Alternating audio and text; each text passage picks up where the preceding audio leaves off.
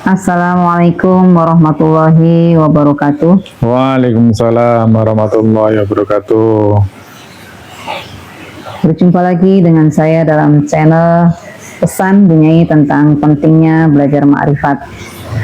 Baiklah, kali ini kita tetap berkolaborasi dengan Mbah Munajat Karimullah yang melanjutkan bahasan sebelumnya tentang iman.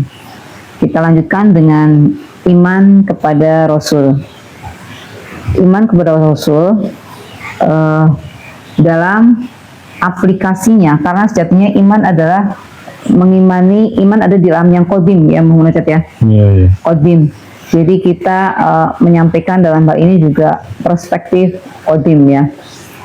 Jadi iman tidak hanya yang kita ucapkan saja, diyakini dengan keyakinan dan dilakukan dengan perbuatan gitu kalau di syariat ya, tapi bahwa kita membahas secara kodim yang iman kepada Rasul yang dimaksud di sini penjelasannya secara kodim itu seperti apa, sehingga kita tidak hanya cerita saja, tidak hanya meyakini saja, tetapi bagaimana kita mengamalkannya yang sesungguhnya bisa nyambung ke alam kodim, sehingga Islam kita, agama kita bisa kafah. Monggo Mbah Munajat bisa dijelaskan.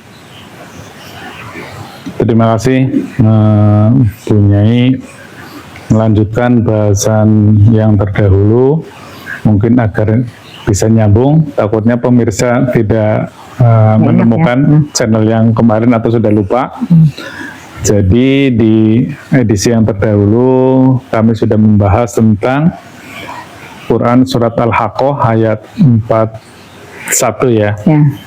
Itu terkait bahwa sedikit sekali manusia yang beriman kepada Al-Quran, sehingga kami penasaran gitu. Padahal Quran setiap umat Islam kan punya itu. Kita aja udah banyak sekali, ada berapa Al-Quran yang kita punya itu. Tetapi ternyata sedikit sekali. Akhirnya kami menemukan jawabannya bahwa Quran yang dimaksud adalah Quran perspektif kodim, yaitu bukan Quran mushaf yang dicetak gitu.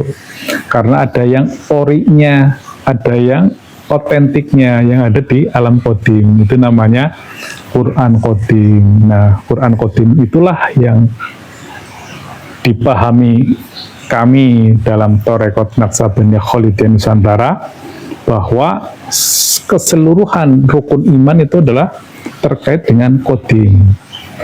Artinya kalau manusia ini terdiri dari jasmani dan rohani, urusan keimanan adalah urusan rohani. Demikian Bunyai yang bisa kita split secara nyata, secara hitam putihnya, secara timur dan baratnya. Jadi kalau Islam itu terkait dengan syariat, itu terkait dengan urusan lahiriah kita, urusan jasad kita. Tetapi kalau keimanan itu murni urusan ruhani, sehingga Allah jelas-jelas mendeklar sedikit sekali kamu yang beriman tentang Al-Quran.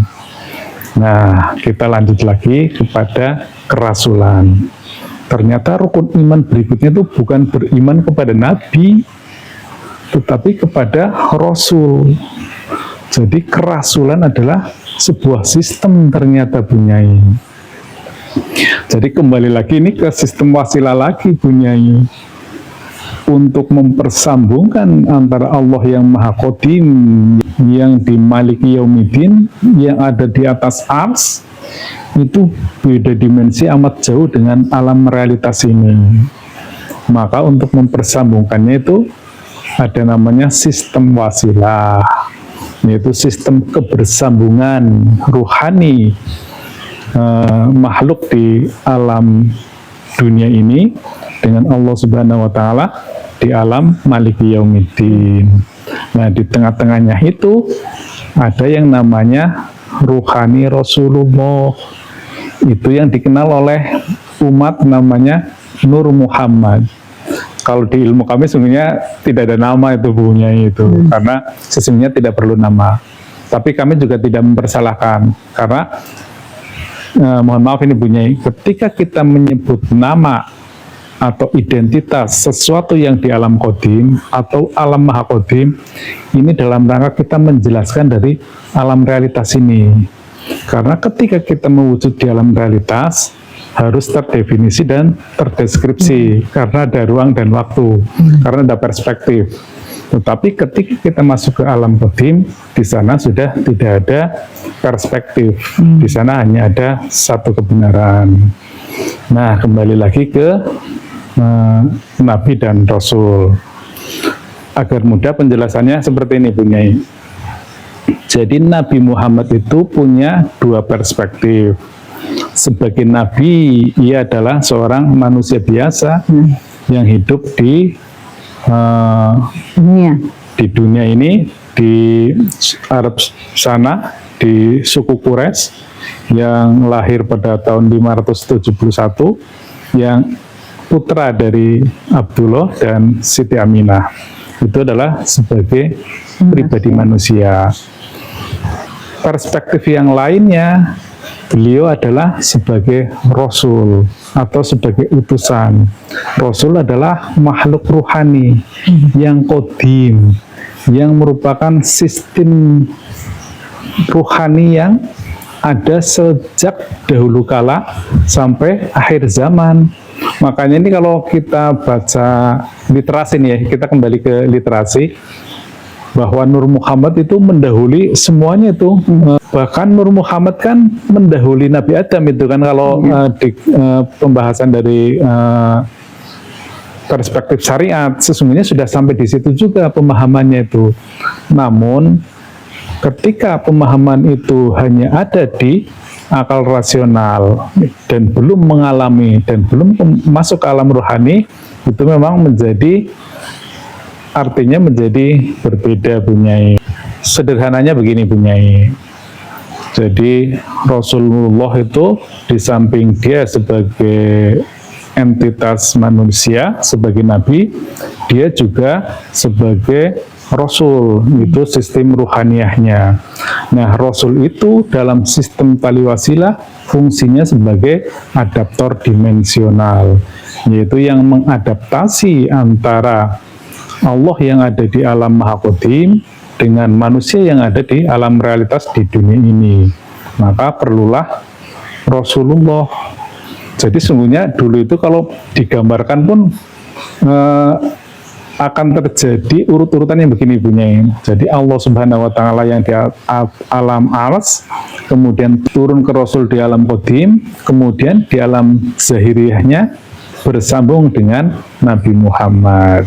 Jadi konstruksinya seperti itu Bunyai. Jadi beda. Makanya ketika membahas tentang Rasul itu masuknya rukun iman. Jadi imannya kepada Rasul, bukan kepada Nabi. Demikian mungkin Bunyai, silakan kalau mau dieksplor lagi. Ya, sudah cukup tergambarkan ya. Sudah cukup tergambarkan bagaimana bahasan sebelumnya adalah memang kita beriman ya. Kalau kita cermati rukun iman yang 6 tadi, yang salah satunya adalah iman kepada Rasul, tadi sudah disampaikan, sudah cukup jelas bahwa Rasul dan Nabi adalah sejatinya berbeda tadi ya. Pemirsa yang kami banggakan, kalau kita cermati dari tadi yang sudah disampaikan oleh Mbah Munajat, bahwa ternyata memang rukun iman itu betul-betul adalah qadim ya. Jadi kita memahami juga secara qadim. Tadi kita yang sudah dibahas tadi adalah iman kepada Rasul, bahwa Rasul sejatinya adalah qadim ya. Jadi Rasul dan Nabi berbeda. Nabi adalah dahirnya, sementara Rasul adalah memang dari qadim.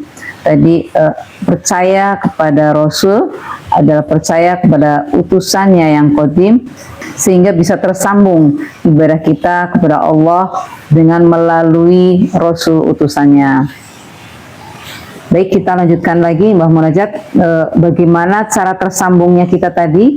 Kan kita sudah disampaikan tadi oleh Mbah Munajat bahwa memang harus melalui metodologi dengan sistem wasilah yang sebelumnya cara iman kepada Rasul. Disampaikan di zaman ini itu mencari wasilah atau Rasul utusannya di zaman ini itu bagaimana, Mbah Munajat? Bisa minta tolong dijelaskan supaya kita lebih kafah lagi dalam menjalankan beribadah atau keimanan kita, keislaman kita kepada Allah Subhanahu wa taala. Ya, baiklah Bu Nyai, bahwa rusaknya agama di level hakikat sesungguhnya adalah hilangnya sistem wasilah dalam kehidupan beragama umat pada saat ini. Bukan sistem wasilahnya yang hilang, tetapi umatnya tidak bisa mempersambungkan kepada sistem wasilah tersebut. Sistem wasilah karena sifatnya qadim, itu artinya permanen. Dari dahulu kala sampai akhir zaman nanti tetap ada, karena itu sifatnya qadim. Sehingga Rasul sebagai entitas ruhani, sebagai adaptor dimensional, itu juga sifatnya permanen.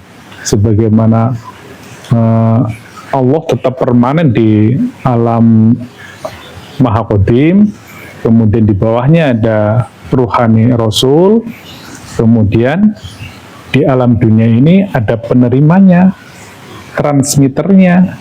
Kalau di zaman kenabian dulu, yaitu Nabi yang menerima pewahyuan itu. Namun sistemnya tetap ada Bu Nyai, sehingga pasca nubuah ini selalu ada orang-orang yang ditunjuk oleh Allah untuk menjalankan sistem kerasulan ini, sistem pewahyuan ini, karena itu tidak mungkin terputus, itu harus tetap berjalan. Sehingga kita mengenal ketika Rasulullah itu wafat kan digantikan oleh Abu Bakar As-Siddiq. Sebagaimana sabda Rasulullah bahwa seluruh isi dadaku telah aku tumpahkan kepada dada Abu Bakar As-Siddiq. Dan atas dasar itulah maka thariqat kami ini bersambung ke Rasulullah melalui Abu Bakar As-Siddiq. Kurang lebih begitu Bu Nyai. Nah, sebelum diakhiri Bu Nyai, saya agak tertarik itu tadi dengan rukun iman itu. Ternyata juga rukun iman beriman kepada kitabullah dulu, baru kepada Rasul. Coba sekarang kalau kita pahami, kita cermati, ternyata memang benar ya. Allah kan sebagai sang kausa prima, sebagai sumber utama, sumber dari segala sumber. Kemudian diturunkan kepada malaikat. Malaikat adalah instrumennya dalam bentuk nur, dalam bentuk cahaya. Artinya itu masih general sekali, masih universal. Kemudian menjadi lebih spesifik, namanya kitabullah itu. Dan kemudian baru ada utusannya, Rasulnya. Nah, ini menjadi menarik sekali nih Bu Nyai kalau kita nanti bahas lagi rukun iman secara komprehensif itu. Saya kira itu sebagai pancingan untuk edisi berikutnya. Demikian Bu Nyai. Baik, hari ini kita cukupkan pembahasan kita sampai di sini. Kita akan sambung di lain kesempatan. Mohon maaf bila banyak hal yang kurang berkenan. Akhir kata, Ilahi anta maksudi waridhoka matlubi. Wassalamualaikum warahmatullahi wabarakatuh.